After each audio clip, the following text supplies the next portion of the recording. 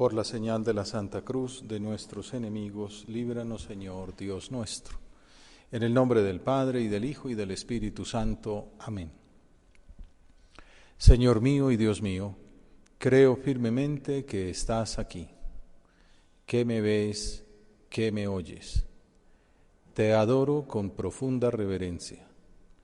Te pido perdón de mis pecados y gracia para hacer con fruto este rato de oración. Madre mía Inmaculada, San José mi Padre y Señor, Ángel de mi guarda, interceded por mí. Celebramos la fiesta de Pentecostés. 50 días después de la Pascua, conmemoramos ese evento, el envío del Espíritu Santo, que es una figura que aparece ya en el Antiguo Testamento cuando se habla sobre el Espíritu de Yahvé, el cual, por ejemplo, Isaías anuncia en su profecía que reposaría sobre el Mesías, y se habla sobre su actuación creadora y santificadora. También queda claro que el Espíritu Santo inspira a los profetas para hablar en nombre de Dios. El último de ellos fue San Juan Bautista. El compendio del Catecismo y el Catecismo de la Iglesia van exponiendo como su actuación del Espíritu Santo en distintos personajes a lo largo de la historia, y exponen cómo pues así fue en el Antiguo Testamento, y luego ya el último profeta, San Juan Bautista, quien bajo la acción del Espíritu es enviado para que prepare al Señor un pueblo bien dispuesto y para anunciar la venida de Cristo, el Hijo de Dios, aquel sobre el que ha visto descender y permanecer el Espíritu, aquel que bautiza en el Espíritu. San Juan Bautista expone el Espíritu Santo con mucha frecuencia, pero la plenitud de la gracia, de la comunión con las tres personas de la Trinidad, la vemos en la Virgen. Dice el compendio que el Espíritu Santo culmina en María todas esas expectativas, todas esas preparaciones del Antiguo Testamento para la venida de Cristo. De manera única, la llena de gracia. ¿Qué es ese saludo del ángel? Jaire, que jaritomene, alégrate llena de gracia. ¿Y qué es estar lleno de gracia? Es estar lleno del Espíritu Santo. Y por eso el ángel le dice, el Espíritu Santo te cubrirá con su sombra. Hace fecunda su virginidad para dar a luz al Hijo del Dios encarnado. El compendio del Catecismo continúa narrando la acción del Paráclito a lo largo de la historia, mostrando su relación con Jesucristo, su misión en la tierra.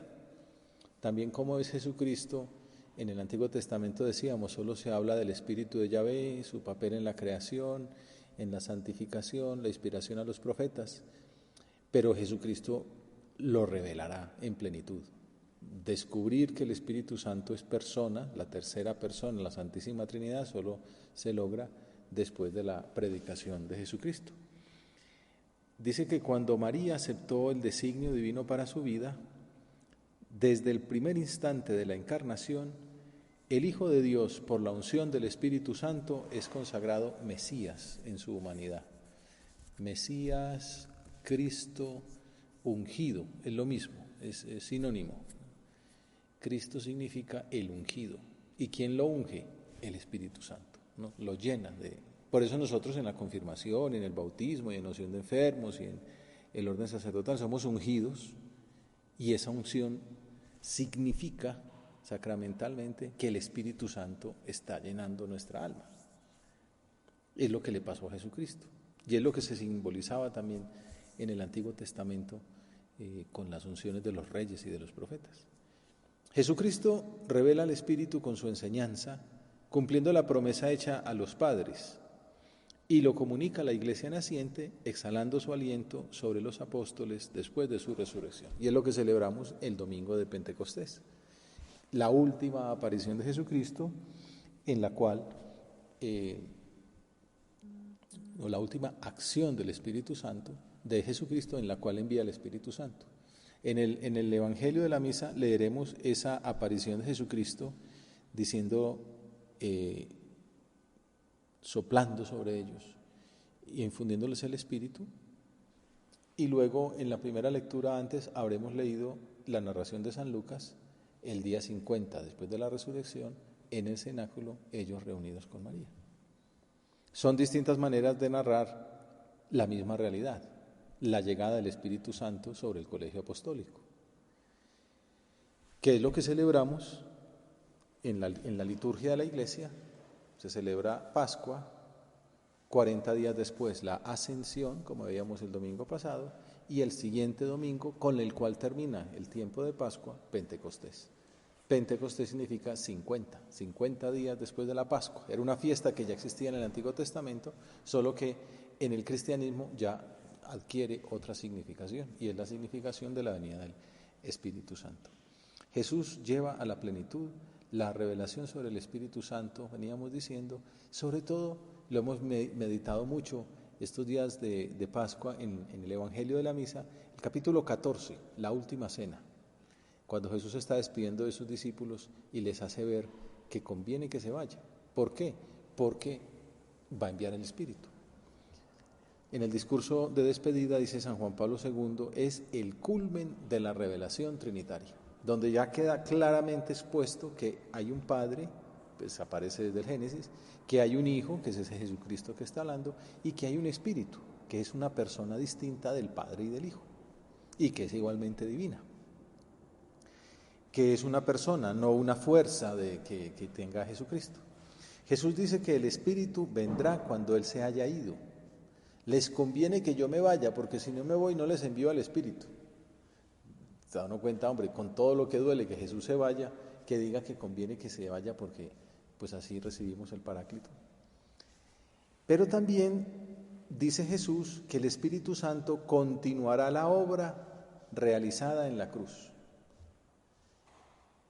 que ese Espíritu es otro Paráclito, otro abogado, otro consolador, otro intercesor, otra persona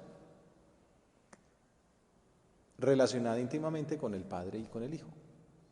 Y le llama de una manera concreta, el Espíritu de la verdad. Y nos acordamos que también en esa última cena Jesucristo ha dicho que Él es la verdad, el camino y la vida. Y el Espíritu es el Espíritu de la verdad, es el Espíritu de Jesucristo. Por eso San Juan dirá, en la carta primera dirá, el Espíritu da testimonio porque es la verdad.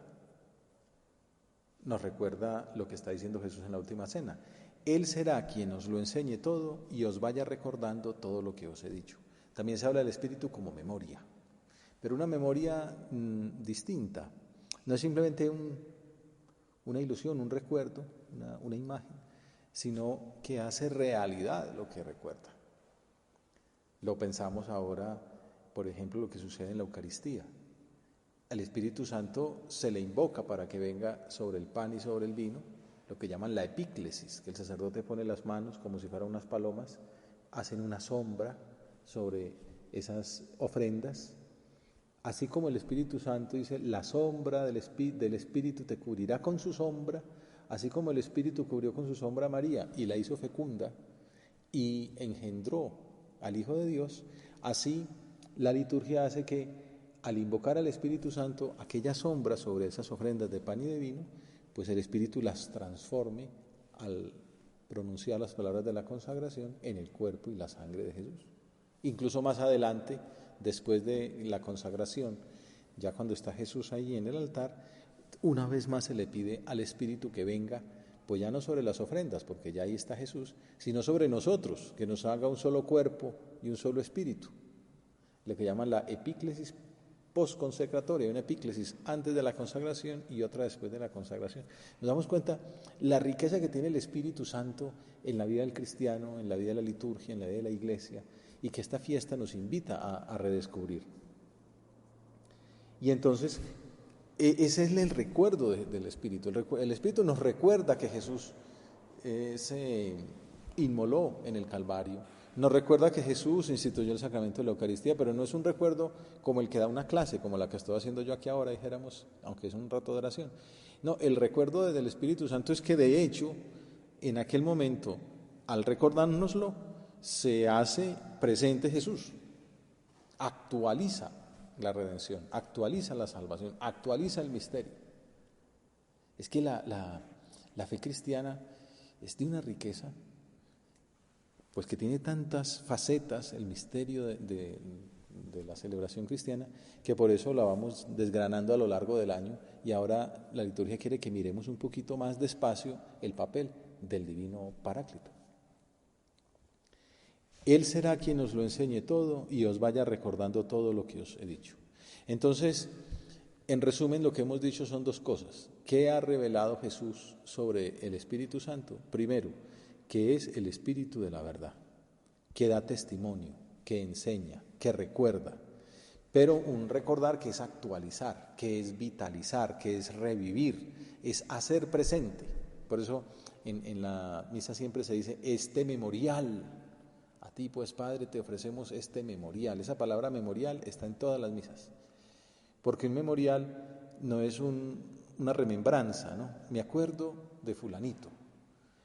Y bien, un memorial ya pasaba en la liturgia judía. Ellos todas las Pascuas estaban celebrando que Moisés los había liberado de la esclavitud de Egipto. Pero con nuestro memorial es que celebramos y Cristo efectivamente nos transforma, nos transporta, nos lleva al Calvario. Ese es el memorial de lo que es la misa. Por eso este es el sacramento de nuestra fe, ¿no? Este es el memorial de nuestra fe. Y nosotros decimos, anunciamos tu muerte y proclamamos tu resurrección. Ven, Señor Jesús, creemos que estás ahí, creemos que estamos en el Calvario, creemos que estamos reviviendo, actualizando, haciendo presente, gracias al Espíritu Santo, esa acción salvadora de Jesús. Por eso se dice que el Espíritu no solamente es Espíritu de verdad, sino que además continúa la obra de Cristo. Por eso es que Jesucristo dice en el capítulo 16, os conviene que yo me vaya, porque si no me voy, no vendrá a vosotros el Paráclito. Si yo no me voy, no hay misa. En cambio, si me voy, os lo enviaré. Y entonces dice Francisco Lucas Mateo Seco, que es un profesor de uno y trino, ¿no? de teología dogmática, la venida del Espíritu, de acuerdo con esto que acabamos de decir, si no me voy, os conviene que me vaya, porque si no me voy, no vendrá a vosotros el Paráclito. En cambio, si me voy, sí os lo enviaré.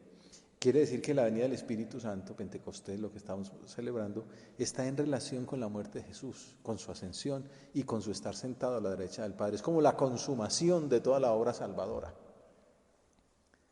de todo lo que Dios ha hecho para que nosotros seamos sus hijos, para que nosotros le podamos pedir perdón en el sacramento de la reconciliación, para que nosotros podamos ser santos, que es una aspiración que se sale de nuestras capacidades naturales. Necesitamos la ayuda de Dios, pues todo esto es lo que llama el proceso de salvación, la economía de la salvación, lo que el diseño, el designio que Él quiso para salvarnos. Después de que Adán y Eva metieron la pata con el pecado original, pues Dios revivió todo su proyecto de hacernos felices, de hacernos sus hijos libremente, enviando a su propio Hijo, que nos hizo una vida normal, enseñó, llamó a sus apóstoles, padeció, murió, resucitó, subió al cielo, está sentado a la derecha del Padre y nos envió al Espíritu Santo. Lo importante es saber que el proceso de salvación incluye esta fiesta, que sin esta fiesta, pues como que estaba todavía incompleta. San José María tiene una fiesta, una homilía para esta fiesta en Cristo que pasa, que se llama El Gran Desconocido. Y sucede que a veces uno no se termina de dar cuenta de toda la riqueza que hay. Por eso quise hacer como esta introducción, explicando un poco lo que hay en esas palabras de Jesús en la última cena, porque a veces no valoramos lo suficiente el papel del Espíritu Santo. El Padre es el Creador, le decimos el Padre Nuestro tantas veces al día. Jesucristo pues lo tenemos en el crucifijo, lo tenemos en el sagrario, lo tenemos en el Evangelio, tenemos sus enseñanzas. Pero el Espíritu Santo hace falta un esfuerzo para palpar su presencia, ¿no? Para conocerlo, para tratarlo.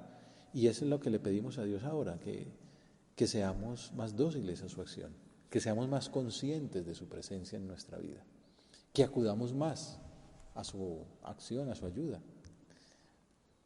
Después de esto que hemos dicho, el Espíritu de la verdad que continúa la obra de Cristo, la tercera idea es que la venida del Espíritu es salvadora. lo que hemos venido diciendo. Juan 16 dirá, dejará convencido al mundo acerca de un pecado, de una justicia y de una condena. Esto lo dice Jesús sobre el Espíritu Santo. De un pecado porque no creen en mí, de una justicia porque me voy al Padre y no me veréis, de una condena porque el príncipe de este mundo está condenado. Es decir, como el Espíritu es la verdad, al mostrar la verdad, muestra la culpa del mundo por no haber creído en Cristo. Muestra la justicia del Padre que glorificó al Hijo, que lo resucitó, que lo ascendió, que está a su derecha, y muestra la condena del demonio, que pues su plan fracasó. La verdad completa de la que habla Jesucristo, que el Espíritu Santo iba a revelar, es la verdad de Jesús, la verdad del misterio de Cristo, que es lo que hemos ido considerando hasta ahora. O sea que es una riqueza muy grande, ¿no? El Espíritu Santo en el Nuevo Testamento, por eso se dice Juan Pablo II que la revelación, que el punto culminante, esto que estamos mencionando es el punto culminante de la revelación trinitaria. Es el culmen, se llega a la cima, a la cumbre de la revelación de lo que es el Paráclito. Pero en el Nuevo Testamento el Espíritu Santo, o sea, no, el Espíritu Santo no solo es persona, que es lo que hemos dicho hasta ahora, una persona distinta del Padre, una persona distinta del Hijo, es decir, una tercera persona, con lo cual queda revelado que Dios, lo veremos dentro de una semana, Dios es tres personas distintas y un solo Dios verdadero. La única esencia divina tiene la persona del Padre, la persona del Hijo y la persona del Espíritu Santo, que además el Hijo es una persona con dos naturalezas, pero bueno, eso lo vemos dentro de 8 días para no enredar más la pita.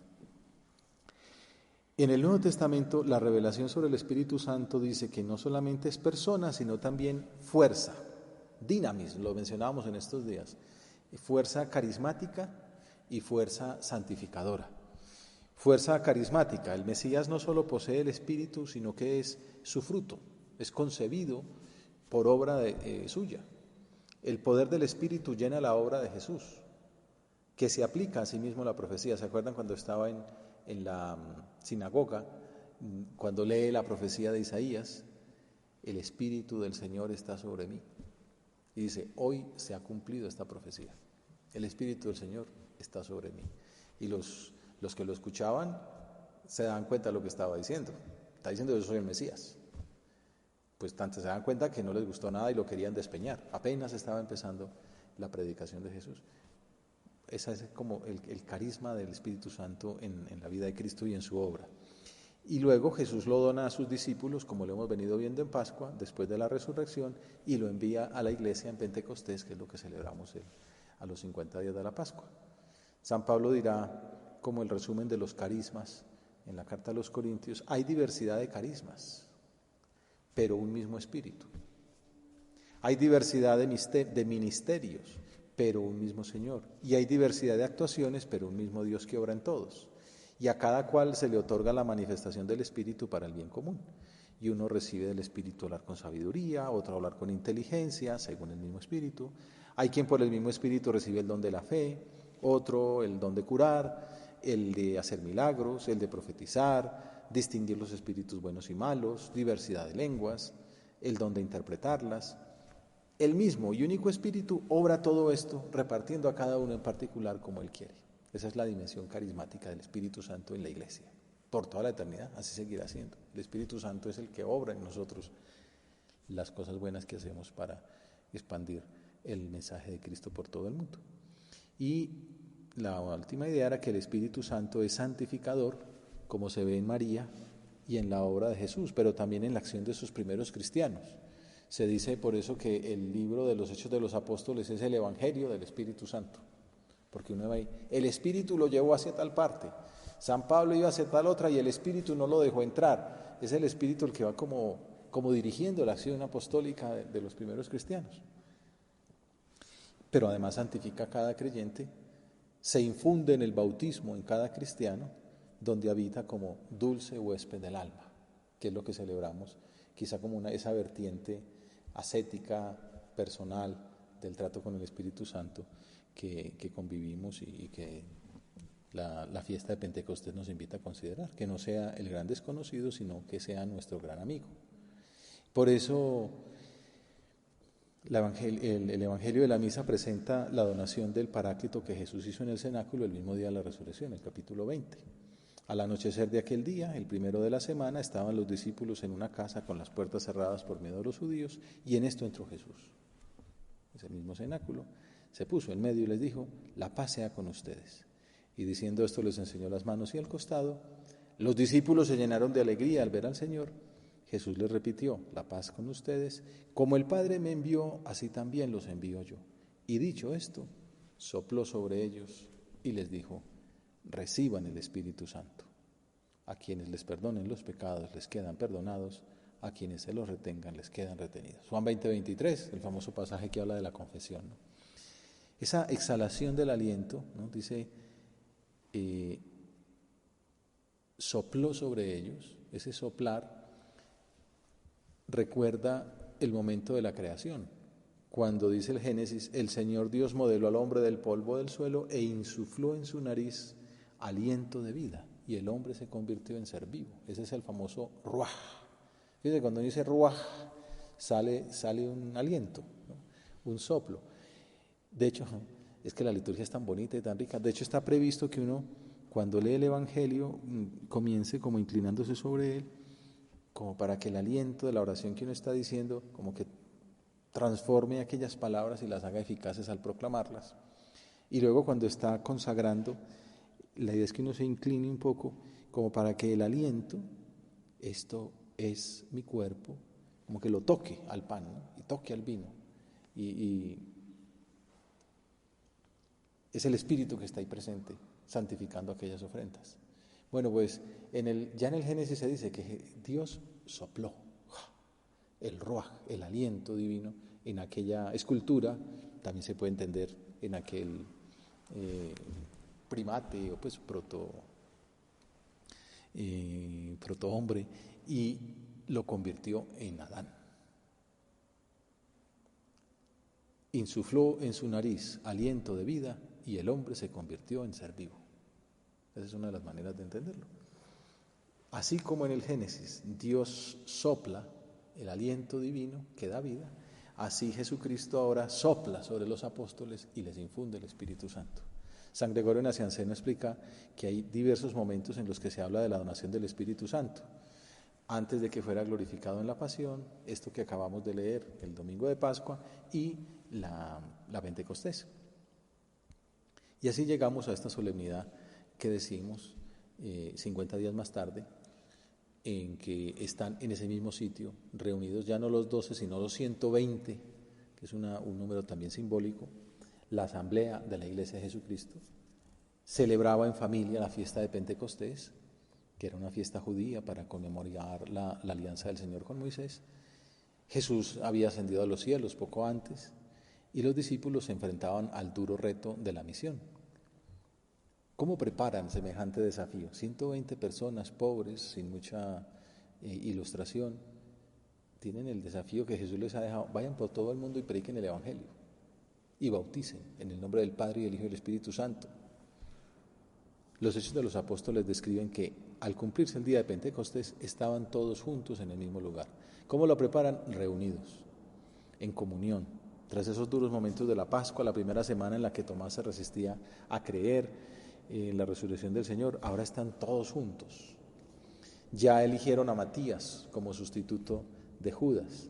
Y sigue diciendo los Hechos: todos ellos perseveraban, unánimes, en la oración, junto con algunas mujeres y María, la madre de Jesús. Ese es el programa de actuación de la Iglesia primitiva y sigue siendo el modelo para nosotros, los cristianos de hoy. ¿Qué hacen los apóstoles? Preparan la misión universal orando, unidos con María. Y así tiene que ser la Iglesia de ahora. Tenemos la misión por delante, tenemos que evangelizar este mundo entero. ¿Cómo lo hacemos? Orando, unidos con María. Y en ese contexto, Dios responde a la plegaria de un modo refulgente. Dicen los Hechos: de repente se produjo desde el cielo un estruendo como de viento que soplaba fuertemente y llenó toda la casa donde se encontraban sentados. Vieron aparecer unas lenguas como llamaradas que se dividían y que se posaban encima de cada uno de ellos. Estruendo, viento, fuego. San Lucas alude a otras manifestaciones divinas del Antiguo Testamento como la teofanía a Moisés en el Sinaí, ¿se acuerdan? La zarza ardiendo. Mostrando, ¿qué está mostrando San Lucas con esto? Que en Pentecostés se están cumpliendo las promesas que se le habían anunciado a Moisés en el Sinaí. También recuerdan la profecía de San Juan Bautista en el Evangelio de San Lucas, cuando él anunciaba en el Jordán: yo a ustedes los bautizo con agua, pero viene el que es más fuerte que yo, a quien no merezco desatarle la correa de las sandalias. Él los bautizará con Espíritu Santo y con fuego. Y entonces San Lucas está como diciendo, él que fue el que escribió el Evangelio, en el capítulo 3 había dicho esto del fuego, pues dice, se están bautizando en el Espíritu estos hombres. Bueno, sabemos que el Espíritu Santo es como esa una de las primeras maneras de representarlo, ¿no? Con fuego. Entonces Benedicto XVI comenta que este fuego del Espíritu no es posesión, que está en reposo, sino fuerza transformadora. Dice, Él nos saca de nuestros hábitos de vida, de nuestro estado de autosatisfacción, como diríamos hoy, de nuestro estado de confort, nos quema y abraza, nos purifica y renueva. En medicina, el fuego es famoso porque es la manera que tiene de purificar, de esterilizar, pues un instrumental quirúrgico, por ejemplo, pues que se contamina al entrar al ser utilizado con un paciente, lo ponen en el autoclave, que es fuego, pues altas temperaturas que matan todos los bichos que pueda haber, y entonces queda limpio, puro, aséptico. Esa es la idea del Espíritu Santo en nuestra vida. Nos transforma, nos abraza, nos purifica, nos renueva. Por eso los himnos, los cantos al Espíritu Santo le piden eso. Todos sabemos que tenemos nuestros bichos, ¿no? Quién más, quién menos, ¿no? El pecado, las miserias, los defectos, que se los podemos aquí en nuestro rato de oración hablar con el Señor y pedirle, ven Espíritu Santo, quema, transfórmame, purifícame. Que esta fiesta, Señor, me purifique y me transforme. Que esta liturgia suponga para mí una verdadera renovación. Quémame, abrázame, purifícame, renuévame. Díselo ahora. Que me convierta, que aproveche este día para dar un paso adelante en mi vida espiritual, para una entrega mayor en mi relación contigo, que tome decisiones audaces, que dé un salto, aunque sea pequeño, y deje atrás esos defectos, esos pecados que me aherrojan, que me decida a ser más generoso, que sea más dócil a los dones y a los frutos de tu Espíritu Santo, Señor. Y el compendio del Catecismo, para ir ya terminando, resume el significado teológico de lo sucedido aquella mañana en Jerusalén. Dice, en Pentecostés, Jesucristo glorificado infunde su Espíritu en abundancia y lo manifiesta como persona divina, de modo que la Trinidad Santa queda plenamente revelada. Y más adelante continúa diciendo que a partir de ese día la misión de Cristo y del Espíritu se convierte en la misión de la Iglesia, que está enviada para anunciar y difundir el misterio de la comunión trinitaria. Por eso lo del bautizar en el nombre del Padre, y del Hijo y del Espíritu Santo. De ahí en adelante, cuando uno encuentra a alguien y lo quiere hacer cristiano, pues la otra persona, para poder ser bautizada, tiene que creer que existe Dios, obviamente, que ese Dios es uno solo, que ese Dios único son tres personas, que la segunda persona es el Hijo que se encarnó, se llama Jesucristo, padeció, murió y resucitó. Eso es como el querigma, la base mínima que alguien tiene que creer, pues para poder ser bautizado si es adulto. Pues por eso en el bautismo se hace la proclamación de la fe, el credo. Cuando es niño, pues lo hace el papá o el padrino en nombre de la criatura, y luego en la confirmación, y ya cuando tiene uso de razón, ya es la persona, el cristiano, el que dice, yo reafirmo lo que dijeron en mi nombre mis padrinos y mis padres. Y por eso en la vigilia pascual también es tan importante ese momento del credo. Bueno, pues en eso la Iglesia tiene que anunciar eso por todo el mundo. Esa es la misión visible, la evangelizadora. La plenitud del Espíritu Santo lleva a los discípulos a hablar, a manifestarse, a anunciar las maravillas de Dios ante todas las naciones, representada en la multitud. ¿Se acuerdan que cuando entonces sale Pedro, todos dicen, estos están como borrachos, porque están asustados, tal, y ahora salen con una potencia, con una fuerza, una capacidad, y lo mejor, empiezan a hablar y todos los escuchan en sus idiomas. Gentes de distintas partes del mundo que habían venido, pues de distintas partes de la zona circundante, que habían venido a celebrar la fiesta de Pentecostés, lo escuchan en sus idiomas, ¿no? Que eso manifiesta también otro milagro del Espíritu Santo.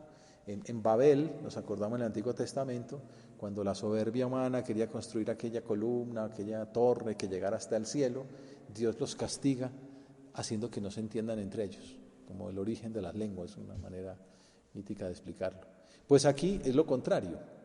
Las personas que hablan lenguas distintas escuchan en un solo idioma, pues, o escuchan, el Espíritu Santo los une, todos escuchan. Pedro habla y cada uno lo escucha en su idioma propio. Pues es que el Espíritu Santo de Pentecostés daría para hablar muchísimo, un retiro entero sobre el Espíritu Santo. Que esto sea como una introducción o como una invitación a que meditemos esas partes del catecismo sobre el Espíritu Santo, la liturgia, que es muy bonita, el prefacio, las oraciones, pero vamos concretando propósitos, simplemente mirar las funciones que dice el catecismo del Espíritu Santo. Edifica, anima y santifica a la Iglesia como espíritu de amor.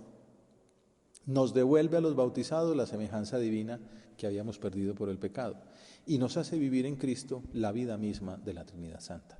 Sobre todo el Espíritu Santo nos hace hijos de Dios. Para ser buenos apóstoles es condición previa estar muy llenos de Dios. Luchar para que seamos templos menos indignos del Paráclito, para que hagamos su apostolado y no el nuestro, y para que no lo echemos. Le decimos dulce huésped del alma, todo lo que hemos considerado aquí, la maravilla que el Espíritu Santo habita en nuestros corazones, dice San Pablo. Pues el pecado lo expulsa. Primer propósito básico, Señor, no expulsarte de mi interior por el pecado. Saco ese propósito firme, Señor.